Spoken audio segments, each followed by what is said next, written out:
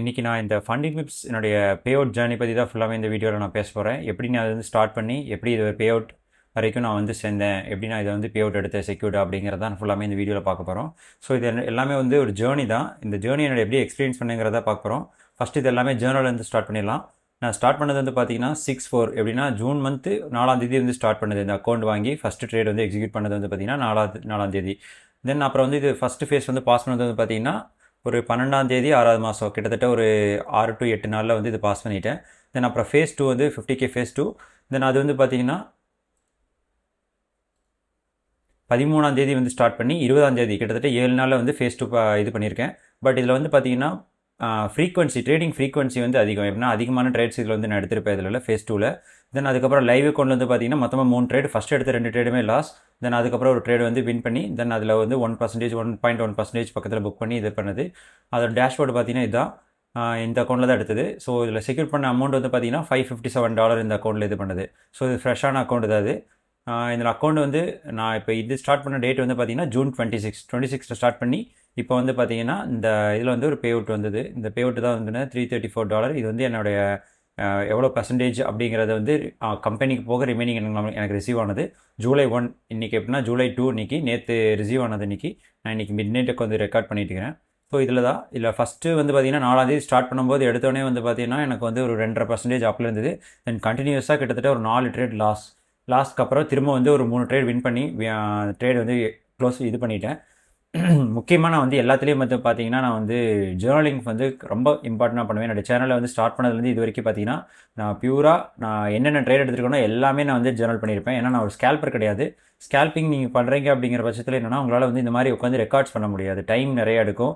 நீங்கள் வந்து இப்போ ஒரு நாளைக்கு 10 ட்ரேட் எடுக்கிறீங்க, 15 ட்ரேட் எடுக்கிறீங்கன்னா எல்லாத்தையும் உட்காந்து இதில் ரெக்கார்ட் பண்ணி நீங்கள் வந்து உட்காந்து ரீசனிங் எழுதிட்டு இருக்க முடியாது. ஸோ டே ட்ரேடிங் பண்ணுறீங்க, ஒரு ஸ்விங் ட்ரேடிங் பண்ணுறீங்க அப்படின்னா உங்களால் ரீசன் எழுத முடியும். ஸோ அந்த மாதிரி ஒரு எடுத்த ட்ரேட்ஸு அதில் ஜேர்னல் பண்ண இது எல்லாமே அதில் ரீசனிங் எழுதியிருப்பேன். இது எதுக்கு வந்து இந்த ட்ரேடு வந்து என்ட்ரானதுக்கப்புறம் எக்ஸ்பிளைன் பண்ணேன், என்ன வந்து இதில் இருந்தது, என்ன மிஸ்டேக் பண்ணேன், என்ன கரெக்டாக பண்ணேன் அப்படிங்கிறது. இது ட்ரேடிங் உள்ளே நடந்துட்டு இருக்கும்போது என்ன பிரச்சனை நடந்தது அப்படிங்கிற மாதிரி. ஸோ இது எல்லாமே பர்சனலாக ப்ராப்ளம் கூட இருக்கும், சில டைம் ரிலேஷன்ஷிப் ப்ராப்ளம் கூட நான் மென்ஷன் பண்ணியிருப்பேன் நான். ஸோ இதுவும் கூட ஒரு இம்பாக்ட் க்ரியேட் பண்ணும். இது என்ன சைக்காலஜிங்கிறது ரொம்ப இம்பார்ட்டன்ட். ப்ராஃபிட் வந்து அவ்வளோ சீக்கிரம் நம்மளை வந்து பாஸ் பண்ணி பே அவுட் எடுக்க வைக்கணுங்கிறது அந்த கம்பெனியோட இன்டென்ஷனாக இருக்காது. அவங்கள பொறுத்த வரைக்கும் என்னன்னா சீக்கிரமாக நம்ம ஃபெயில் ஆகி நம்ம அந்த சேலஞ்சோட ஃபீஸ் வந்து அவங்களுக்கு கொடுத்துட்டு போகணுன்னு நினைப்பாங்க. ஸோ இந்த கேமை வந்து கரெக்டாக சைக்கலாஜிக்கலாக சொல்கிறேன், நான் கரெக்டாக பிளான் பண்ணி நீங்கள் பண்ணாமல் நீங்கள் வந்து உள்ளே இறங்குறீங்க அப்படின்னா எத்தனை அக்கௌண்ட் எடுத்தாலும் ஃபெயில் ஆகும். ஸோ இதுக்கு முன்னாடி நான் வந்து நிறைய அக்கௌண்ட்ஸ் நான் ப்ளோ பண்ணியிருக்கேன். இப்போ ரீசெண்ட் டைம் கிட்டத்தட்ட பார்த்தீங்கன்னா ஒரு 1.5 இயர்ஸாக வந்து பார்த்தீங்கன்னா நான் சக்ஸஸ்ஃபுல்லாக இருக்கிற காரணம் என்னென்னா நான் இதில் நிறையா எக்ஸ்பீரியன்ஸ் பண்ணிட்டு வந்தது, என்ன பண்ணணும் பண்ணக்கூடாது அப்படிங்கிறது எல்லாமே ஜேர்னல் பண்ணி இந்த மாதிரி ஒவ்வொன்றா ரீஃபைன் பண்ணி வந்ததுனால தான் நான் இதெல்லாம் எடுக்க முடிஞ்சுது.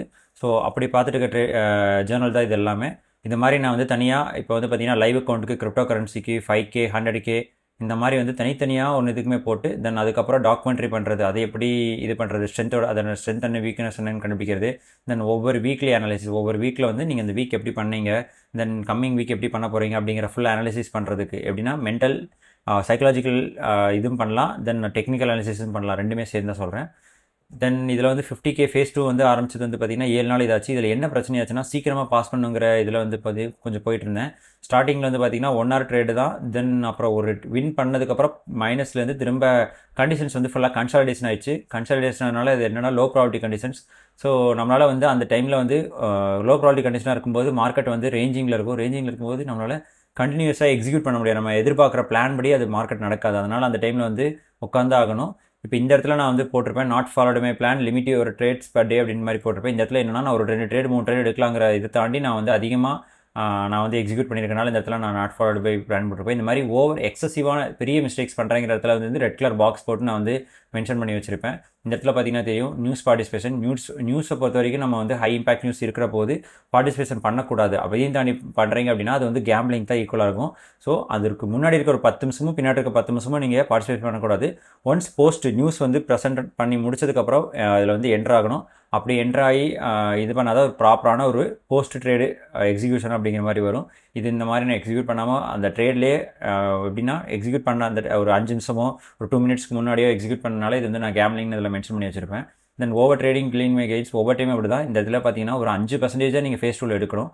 நான் வந்து பார்த்தீங்கன்னா மல்டிபிள் டைம்ஸ் இப்போ பார்த்தீங்கன்னா 13ஆம் தேதி 3 ட்ரேட் எடுத்திருக்கேன், 17ஆம் தேதி 2 ட்ரேடு, 18ஆம் தேதி 3 ட்ரேடு. இது மாதிரி நிறைய ட்ரேட்ஸ் அந்த இடத்துல எக்ஸிக்யூட் பண்ணியிருப்பேன். இது போக என்ன பிரச்சனை அப்படின்னா, அந்த இடத்துல ஒரு ட்ரேடு எடுக்கிற இடத்துல 3 ட்ரேட் 4 ட்ரேட்னு எக்ஸிக்யூட் பண்ணுவோம் அந்த இடத்துல.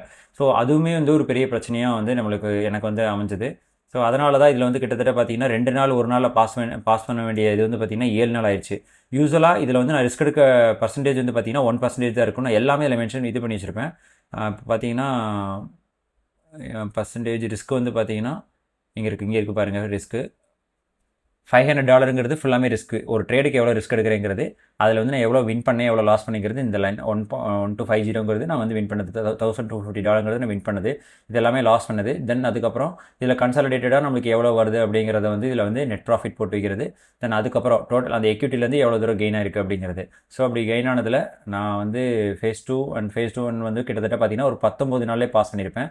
இதுக்கான இது எல்லாமே வந்து பார்த்தீங்கன்னா என்னுடைய டெலிகிராம் சேனலில் நான் போஸ்ட் பண்ணியிருப்பேன். எல்லாமே லைவாக என்னென்ன ட்ரேட்ஸ் எடுத்தேன், என்னென்ன பண்ணிட்டு இருக்கிறேங்கிறது ஃபுல்லாமே நான் இதில் போஸ்ட் பண்ணிட்டு இருக்கிறேன். ஸோ நீங்கள் ஃபாலோ பண்ணாமல் இருந்தீங்க அப்படின்னா இந்த டெலிகிராம் சேனல் கீழே கொடுத்துருப்பேன், அதில் போயிட்டு நீங்கள் ஃபாலோ பண்ணிக்கோங்க. என்னுடைய என்ன டாக்குமெண்ட்ரிங்கிற மாதிரி தான் நான் ஓப்பன் பண்ணி வச்சுருப்பேன். எல்லாமே நான் லைவாக எடுக்கிற ட்ரேட்ஸ் எல்லாமே போட்டு அதோட ரீசனிங் என்ன, அதில் என்னென்ன லாஸஸ் பண்ணேன், அதில் என்ன வின் பண்ணேன், அதுக்கான ரீசனிங் எல்லாமே நான் போட்டு இதில் நான் டாக்குமெண்ட் பண்ணிட்டு இருக்கிறேன். ஸோ ஃபாலோ பண்ணாதவங்க ஃபாலோ பண்ணிக்கோங்க. இது போக நான் மென்டார்ஷிப் வந்து கண்டக்ட் பண்ணிட்டு இருக்கிறேன். இது வந்து கம்மிங் வந்து ஜூலை மந்த் வந்து ஸ்டார்ட் பண்ணுற மாதிரி பிளான் இருக்குது, ஜூலை 15th வந்து. ஸோ நீங்கள் வந்து இன்ட்ரெஸ்டடாக இருந்தீங்க அப்படின்னா நீங்கள் மறக்காமல் வந்து கீழே கூகுள் ஃபார்ம் இருக்கும், அந்த ஃபார்ம் ஃபில்அப் பண்ணி எனக்கு சென்ட் பண்ணுங்கள். உங்களுக்கு நான் பர்சனலாக காண்டாக்ட் பண்ணிவிட்டு நான் அதுக்கப்புறம் வந்து நீங்கள் எலிஜிபிளாக இருக்கீங்களா, நீங்கள் இன்ட்ரெஸ்டாக இருக்கீங்களான்னு பார்த்துட்டு அதுக்கப்புறம் நீங்கள் ஜாயின் பண்ணிக்கலாம். ஏன்னா அது ரொம்ப வெரி லிமிட்டடான சீட்ஸ் மட்டும் தான் மென்டார்ஷிப்க்கு. அதனால் நான் அது எல்லாத்தையுமே எடுக்க மாட்டேன். ஓகே, ஒரிஜினலாகவே ப்ரொஃபஷனலாக நீங்கள் ட்ரேட் பண்ணணும்னு நினைக்கிறவங்களுக்கு மட்டும் தான் அது. ரொம்ப பேசிக்ஸாக இருந்தாலுமே நம்மளால் மென்டார்ஷிப் வந்து என்னால் வந்து ஹேண்டில் பண்ண முடியாது. ஸோ ஓரளவுக்கு இன்டர்மீடியட் ஸ்டூடெண்ட்டாக இருந்தால் கொஞ்சம் பெட்டராக இருக்கும். ஸோ அந்த மாதிரி இருக்கிறவங்க, ப்ராஃபிட் பாஸ் பண்ணணும்னு நினைக்கிறவங்க, ஃபாரெக்ஸ் ட்ரேடிங் சம்மந்தப்பட்ட இதெல்லாமே நீங்கள் பண்ணணும்னு நினச்சிங்க அப்படின்னா நீங்கள் தாராளமாக நீங்கள் வந்து கூகுள் ஃபார்ம் ஃபில் பண்ணி எனக்கு சென்ட் பண்ணுங்கள், நான் உங்களை வந்து இது பண்ணுறேன். தென் அதுக்கப்புறம் இந்த ஃபேஸ் 2 பாஸ் பண்ணதுக்கப்புறம் ஃபேஸ் 1 இப்போ வந்து பார்த்தீங்கன்னா நீங்கள் சேலஞ்ச் அக்கௌண்ட்டை தாண்டி லைவ் அக்கௌண்ட் வரும்போது வந்து பார்த்தீங்கன்னா உங்களோட சைக்காலஜி இன்னும் டிஃப்ரெண்ட்டாக இருக்கும். என்ன காரணம் அப்படின்னா நீங்கள் இதில் வந்து சீக்கிரமாக பாஸ் பண்ணிட்டு உள்ளே வரணுங்கிற மாதிரி, ஃபண்டட் ஆகணுங்கிற மாதிரி வந்திருப்பீங்க.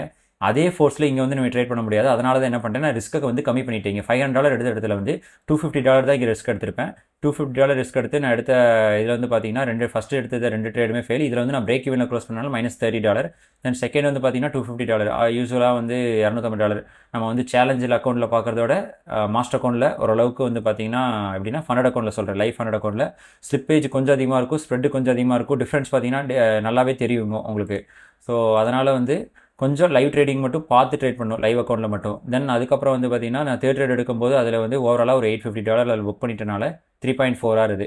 அது ஒரு நல்ல ட்ரேடு, நல்ல கேட்ச் இருந்தது. அதில் பார்த்தீங்கன்னா தெரியும், இது வந்து ஸ்கேல்ப் தான். இது வந்து ஒரு ரிவர்ஸ், எப்படின்னா ஒரு ஆப்போசிட் பயஸில் தான் எடுத்திருந்தது ட்ரேடு இது. ஏன்னா ஆர்டர் ஃப்ளோ வந்து புல்லிஷில் இருந்தது, நான் எடுத்தது என்னமோ பீரிஷில் எடுத்தேன்.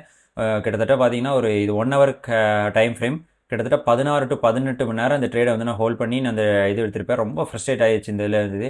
அதான் போட்டிருக்கேன் 16 hours 30 minutes வரை இந்த ட்ரேடை ஹோல்ட் பண்ணி இதில் எடுத்திருப்பேன். ஸோ இதுதான். தென் அப்புறம் வந்து பார்த்தீங்கன்னா இந்த குட் வின் பேட் வின்ங்கிறது எதுக்கு அப்படின்னா, ரூல்ஸை ஃபாலோ பண்ணி நம்ம இறங்கி நம்ம வந்து ஃபெயில் ஆகிறோமோ பாஸ் ஆகிறோமோ அது என்னன்னு சொல்லுவோம்னா குட் வின் குட் லாஸ்ன்னு சொல்லுவோம். ரூல்ஸை ஃபாலோ பண்ணாமல் நம்மளுக்குன்னு ஒரு பிளான் இருக்கும், அதை ஃபாலோ பண்ணாமல் நம்ம இறங்கி ஃபெயில் ஆகிறோம் அப்படிங்கிற பட்சத்தில் அது என்ன bad loss bad win. So இந்த பேட் லாஸ் பேட் வின்லாம் என்னென்னா, நம்ம ரூல்ஸை ஃபாலோ பண்ணாமல் சிஸ்டத்தை ஃபாலோ பண்ணாமல் நம்மளே ஒரு ட்ரேட் வந்து எக்ஸிக்யூட் பண்ணி எமோஷனால் அது எடுக்கிற ட்ரேட்னால நான் வந்து இது பேட் லாஸ் அப்படி மாதிரி போட்டு வச்சுருக்கேன். அதனால் வந்து யூஸ்வலாக இந்த பேட் லாஸ் பேட் வின்னால தான் வந்து பார்த்திங்கன்னா நம்மளுக்கு லேக் ஆகுறது. இப்போ எனக்கு வந்து ஒரு 4 நாள் 3 நாள் பாஸ் பண்ண வேண்டிய அக்கௌண்ட் வந்து பார்த்திங்கன்னா 9 நாள் 8 நாள் 10 நாள் அப்படிங்கிற போகிறதுக்கான காரணம் என்ன அப்படின்னா, ரூல்ஸை ஃபாலோ பண்ணாமல் பிரேக் பண்ணுறது தான். ஸோ அப்படி பிரேக் பண்ணி தான் இத்தனை நாள் டைம் ஆச்சு. அதர்வைஸ் வந்து பார்த்திங்கன்னா நீங்கள் ரூல்ஸை ஃபாலோ பண்ணிங்கன்னா ட்ரேடிங் ரொம்ப சிம்பிளாக போகும். ஸோ எனக்கும் அப்படி தான். ஏன்னா நான் எப்போல்லாம் ரூல்ஸை ஃபாலோ பண்ணுறோம் எனக்கு தலைவலி இல்லாமல் நிம்மதியாக போயிட்டுருக்கும். ரூல்ஸை ஃபாலோ பண்ணாமல் எப்போல்லாம் நம்ம வந்து ஓவர் எக்ஸசிவாக ட்ரேட் பண்ணி ரொம்ப ப்ரெஷர் போட்டு நான் வந்து இதில் வின் பண்ணியே ஆகணும், இதில் வந்து ப்ராஃபிட் எடுத்தே ஆகணும் அப்படிங்கிற மாதிரி நான் போகிறேனோ அன்றைக்கி வந்து நான் பயங்கரமான லாஸ்லேயோ அல்லது வந்து பார்த்திங்கன்னா தலைவலியிலேயோ தான் வெளியே போவேன் அன்றைக்கி. ஏன்னா ஒரு நாளைக்கு ஒரு 1/2 மணி நேரத்துல 1 மணி நேரத்துலேயே நீங்கள் வந்து பார்த்தீங்கன்னா உங்கள் ட்ரேடிங் வந்து க்ளோஸ் பண்ணிடலாம். அவ்வளோதான் மேக்ஸிமம் இருக்கும். நீங்கள் ஓரளவுக்கு எக்ஸ்பர்டைஸ் ஆகிட்டீங்க, ஓரளவுக்கு உங்களுக்கு எல்லாமே மாஸ்டரி பண்ணிட்டீங்க அப்படிங்கும்போது 1 மணி நேரம் தான் மேக்ஸிமம் இருக்கும். அதுக்கு மேலே ஸ்பெண்ட் பண்ணுற ஒவ்வொரு மணி நேரமும் பார்த்தீங்கன்னா வச்சுங்களேன் உங்களுடைய மென்டல் எனர்ஜியை ட்ரைன் பண்ணிகிட்டு இருக்கும். அதனால் என்னென்னா லாஸஸ் தான் மோஸ்ட்லி அதனால் வந்து வர்றதுக்கான சான்சஸ் அதிகம். அதனால் வந்து நீங்கள் அதிகமாக ப்ரெஷர் போட்டு ட்ரேட் பண்ணாமல் ஸ்மூத்தாக ஸ்டெடியாக காமாக பண்ணீங்க அப்படின்னா கொஞ்சம் ஃப்ரீயாக போகும். அதை வச்சு தான் நான் இந்த 2 அக்கௌண்ட்டுமே பாஸ் பண்ணேன். என்னதான் நீங்கள் வந்து ஓவர் ட்ரேடிங் இதுன்னு பண்ணாலுமே அன்றைக்கி அந்த ட்ரேடை வந்து ஒரு லிமிடேஷன்ஸ் வச்சுக்கோங்க. 2% வச்சுக்கிறீங்கன்னா 2% வரைக்கும் போனதுக்கப்புறம் க்ளோஸ் பண்ணிவிட்டு நீங்கள் அடுத்த நாள் வரல அப்படிங்கிற மாதிரி போயிட்டீங்க அப்படின்னா பிரச்சனை இல்லை. இல்லை அவங்களோட ஈகோ ப்ராப்ளம் இருக்குது, நான் வின் பண்ணி ஆகணும், அந்த டே வந்து க்ரீன்லேயே முடியணுங்கிற இதில் போனீங்க அப்படின்னா கண்டிப்பாக அக்கௌண்ட் ப்ளோ ஆயிரும். ஏன்னா நான் சொல்கிறேன், இது மாதிரி நான் கிட்டத்தட்ட நிறைய அக்கௌண்ட்ஸ் ப்ளோ பண்ணியிருக்கான காரணம் என்ன, ஓவர் ட்ரேடிங். என்னுடைய பிரச்சனையும் ஓவர் ட்ரேடிங்காக தான் இருந்தது. அதை வந்து ரெக்டிஃபை பண்ணி அதை ட்ரிகரை கண்டுபிடிச்சி அதை எப்படி ஓவர் கம் பண்ணி அது எல்லாமே ஜேர்னலிங் மூலமாக தான் வரும். இது நான் வந்து ஒரு டெக்னிக்கல் அனாலிசிஸோட ஜேர்னல் மட்டும் தான் காமிச்சிருக்கேன். இதை தாண்டி வந்து ஸ்பெஷல் எமோஷன் ட்ராக்கருங்கிற மாதிரி என்னுடைய டெலிகிராம் சேனலில் போட்டிருப்பேன். அதில் லிங்க் இருக்கும், நீங்கள் அதில் டவுன்லோட் பண்ணிக்கோங்க. ஸ்பெஷல் எமோஷன் ட்ராக்கர்னா எமோஷன்ஸை ட்ராக் பண்ணி அது மூலமாக நீங்கள் வந்து என்ன பிரச்சனைங்கிறது கண்டுபிடிச்சி அதுக்கு நீங்கள் வந்து சொல்யூஷன் கண்டுபிடிக்கிறதா. அதுக்கு வந்து என்னென்னா லைக் சைக்காலஜிக்கல் எட்ஜுன்னு சொல்லுவோம். இது வந்து என்னென்னா டெக்னிக்கல் எட்ஜ். ஓகே, இதை ரெண்டுமே நீங்கள் வந்து மாஸ்டர் பண்ணால் மட்டும்தான் நீங்கள் வந்து ப்ராஃபிட்ஸில் வின் பண்ண முடியும். அப்படி வின் பண்ணதுனால தான் இந்த இது எடுத்தது. ட்ரேடிங் கண்டிஷனை பொறுத்த வரைக்கும் எந்த பிரச்சனையும் இல்லை, ஸ்மூத்தாக தான் இருந்தது, எந்த ப்ராப்ளமும் கிடையாது. இவங்க இந்த கம்பெனி பொறுத்த வரைக்கும் எப்போ கரெக்டாக பேஅவுட் கரெக்டாக கொடுக்குற டைமில் கரெக்டாக கொடுத்துருவாங்க. இது எனக்கு ப்ராசஸ் பண்ணது பார்த்தீங்கன்னா ஒரு 8 ஹவர்ஸில் வந்து மொத்தமாக ப்ராசஸ் ஆச்சு இந்த பேஅவுட் எல்லாமே. அதுக்கப்புறம் வந்து பார்த்தீங்கன்னா ஒரு ஆன்போர்டிங் அந்த ரிவியூவிங் டைம் கிட்டத்தட்ட ஒரு 4 to 5 days ஆகிருக்கும். இந்த மாதிரி இது போக வேறு ஏதாவது பர்சனல் டவுட்ஸ், ப்ராஃபிட் சம்மந்தப்பட்ட டவுட்ஸ் எது இருந்தாலும் நீங்கள் டிஎம் பண்ணுங்கள். அல்லது நீங்கள் என்னுடைய மென்டர்ஷிப்பில் ஜாயின் பண்ணுறதாலும் ஜாயின் பண்ணி நீங்கள் லேர்ன் பண்ணிக்கோங்க. இது போக வேறு ஏதாவது நீங்கள் என்னோடய மெட்டீரியல்ஸ் எதாவது டவுன்லோட் பண்ணனாலுமே அதுக்கான லிங்க் கீழே கொடுத்துருக்கேன், அதில் நீங்கள் டவுன்லோட் பண்ணிக்கோங்க. ஸோ இதோட வீடியோ எண்ட் பண்ணிக்கிறேன். இவ்வளோதான். இதுக்கு மேலே இதில் பேசுகிறக்கு ஒன்றும் இல்லை. இதெல்லாமே பியூர் எக்ஸ்பீரியன்ஸ் மட்டும் தான். நான் வந்து பேசுகிறனால நீங்கள் வந்து பாஸ் பண்ண முடியும் அப்படிங்கிற மாதிரி சொல்ல முடியாது. எக்ஸ்பீரியன்ஸ் ஸ்கில் செட்டு தான். ஸ்கில் செட் இருந்தால் அவங்களால இது பண்ண முடியும். ஸ்கில் செட்டை டெவலப் பண்ணுறதுக்கு தான் நம்ம வந்து இத்தனை இயர்ஸுங்கிறது நம்ம இன்வெஸ்ட் பண்ணுறோம் நம்ம. Okay, thank you.